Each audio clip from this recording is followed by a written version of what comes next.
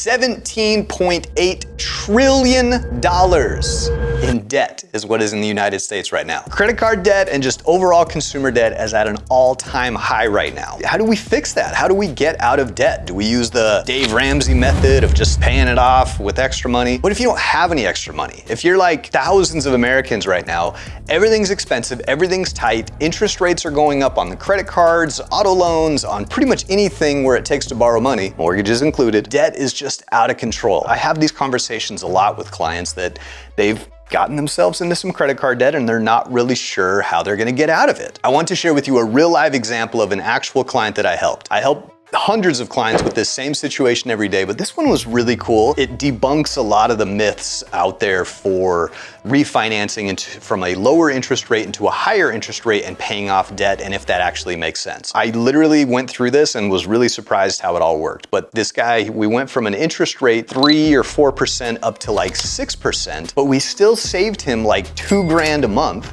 and paid his loan off even faster. A lot of cool things you can do because of how the mortgage math works. There's a lot of naysayers that's saying that you're just extending your debt or you're just throwing your credit card debt into a 30-year loan. Let me show you exactly how this works. So let's bust out the iPad. This is a real live scenario, and these are this individual's debts. I'm not gonna dive too much into the overall individual debts of this person, but here's what I wanna show you because this is where it gets really cool. If you look at the payment portion, so this compares the existing monthly mortgage payment plus other debts that this individual is paying right now. Before I do the loan for this guy, he is paying $7,263 a month between his mortgage and other debts right now. With this debt consolidation refinance, his new total out of pocket every single month will be $4,290. That is a savings of $2,973 per month. That's almost $3,000 in savings per month. Again, tangible, actual dollars. He is going to lose a little bit of his term because he had a 15-year mortgage and we're going to a 30-year mortgage. So in this particular scenario, the loan will not be paid off faster like we talked about before. And again, this is only because we had a 15-year mortgage and now we're going to a 30. We kind of got ourselves into some little bit of debt, and that's okay. This is the saver. I want to show you even long-term this thing still makes sense. And we're saving almost $3,000 a month. It's going to take just over 5 years longer to get the loan paid off, and we definitely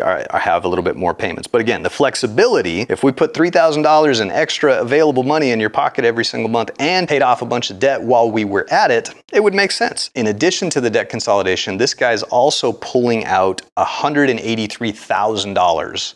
So not only is he saving $3,000 a month, he's going to have $183,000 deposited into his bank account. That's after we pay off all the debts for his situation that made the most sense. If you really wanted to pour gas on the fire and pay it off even sooner, you can take a portion of that savings and apply it to your principal balance every single month. It was money that you were spending no matter what already before you even did the refinance and paid off debt.